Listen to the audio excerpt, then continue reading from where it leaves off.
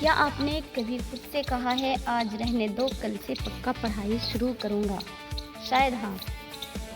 कभी मोबाइल की वजह से पढ़ाई टल गई, कभी दोस्तों की वजह से, कभी मन नहीं किया और कभी बस इतना सोचकर कि अभी समय नहीं हुआ।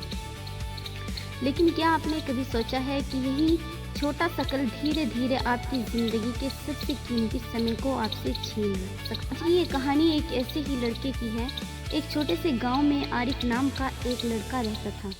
उसके सपने बहुत बड़े थे। वह पढ़ लिख कर अपने माता पिता का नाम रोशन करना चाहता था। उसके पिता मेहनत मजदूरी करते थे और उसकी माँ घर का काम संभालती थी। दोनों की एक ही इच्छा थी, हमारा बेटा खूब पढ़े और अपनी ज़िंदगी में कुछ बड़ा करे। आरिफ भी अपने माता पिता से वादा करता था, अब्बू मैं खूब पढ़ूंगा, एक दिन आपको मुझ पर गर्व होगा। लेकिन आरिफ की एक बुरी आदत थी, वह हर काम को कल पर टाल दे। सुबह माँ आवाज़ लगाती थी, बेटा उठ जाओ, पढ़ाई का समय हो गया। आरिफ कहता, अम्मी बस 5 मिनट और, कल जल्दी पढ़ूंगा। 5 मिनट कब 1 घंटे में बदल जाते थे उसे पता ही नहीं चलता था। फिर वह स्कूल जाता, स्कूल से लौटकर सोचता, पहले थोड़ा आराम कर लेता हूँ फिर पढ़ूंगा। आराम के बाद मोबाइल हाथ में आ जाता, एक वीडियो फिर दूसरा फिर तीसरा और देखते ही देखते शाम हो जाती। माँ पूछती, बेटा पढ़ाई कर ली? आरिफ मुस्कुरा कर कहता, अम्मी नहीं, आज थोड़ा टाइम नहीं मिला, कल से पक्का पढ़ूंगा। यही सिलसिला रोज चलता रहता।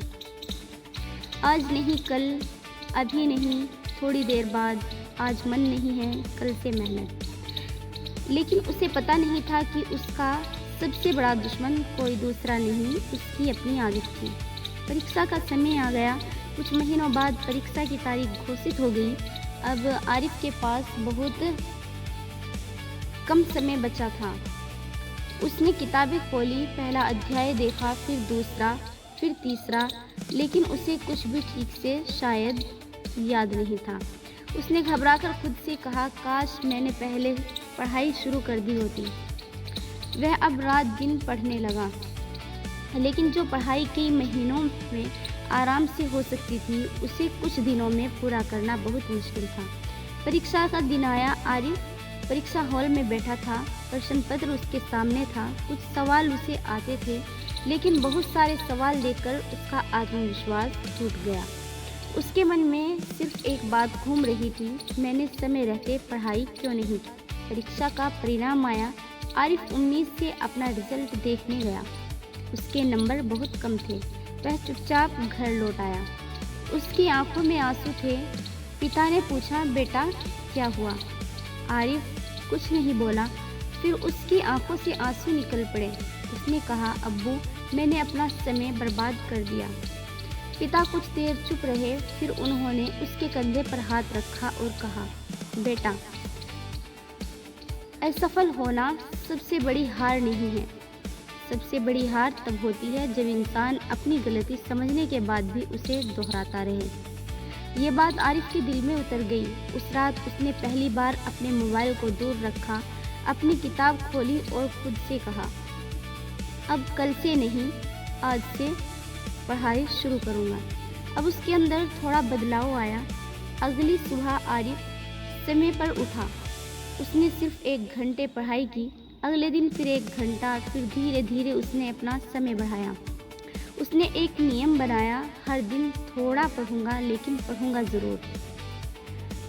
अब जब उसका मन पढ़ाई से भागता, वह खुद से कहता, मुझे पूरा पहाड़ आज नहीं चढ़ना, मुझे बस आज एक कदम आगे बढ़ना है। कुछ महीनों बाद उसकी मेहनत दिखाई देने लगी। जिस लड़के को किताब खोलने में भी आलस आता था, अब वही लड़का रोज़ पढ़ाई करने लगा था और अगले परीक्षा परिणाम में उसके नंबर पहले से बहुत बेहतर थे। उसने सिर्फ नंबर नहीं बढ़ाए थे, उसने अपनी आदत बदल दी थी। कहानी की सबसे बड़ी सीख, दोस्तों, हमारी ज़िंदगी भी कई बार आरिफ जैसी होती है। हमारे सपने बड़े होते हैं, हम कुछ बनना चाहते हैं, हम अपने माता पिता को खुश करना चाहते हैं, लेकिन हम खुद से कहते रहते हैं, कल से मेहनत करूँगा। याद रखिए, कल कभी नहीं आता। जब कल आता है, वह आज बन चुका होता है। इसलिए अगर आप विद्यार्थी हैं, अगर आपके पास कोई सपना है, अगर आप किसी परीक्षा की तैयारी कर रहे हैं, तो आज से शुरुआत कीजिए। आपको एक दिन में 10 घंटे पढ़ने की ज़रूरत नहीं, बस आज 1 घंटा ईमानदारी से पढ़िए, कल फिर 1 घंटा पढ़िए, फिर धीरे धीरे यही छोटी मेहनत आपकी बड़ी सफलता बन जाएगी। मोबाइल आपको थोड़ी देर की खुशी दे सकता है, लेकिन आपकी मेहनत आपको पूरी ज़िंदगी की खुशी दे सकती है।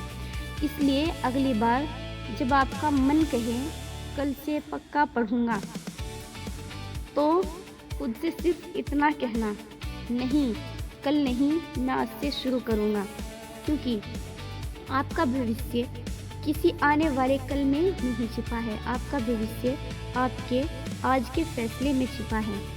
अगर इस कहानी से आपको अंदर से थोड़ा भी सोचने पर मजबूर किया है, तो आज एक छोटा सा फैसला ज़रूर कीजिए। मोबाइल एक तरफ रखिए, अपनी किताबें उठाइए और सिर्फ 30 मिनट पढ़ना शुरू कर दीजिए।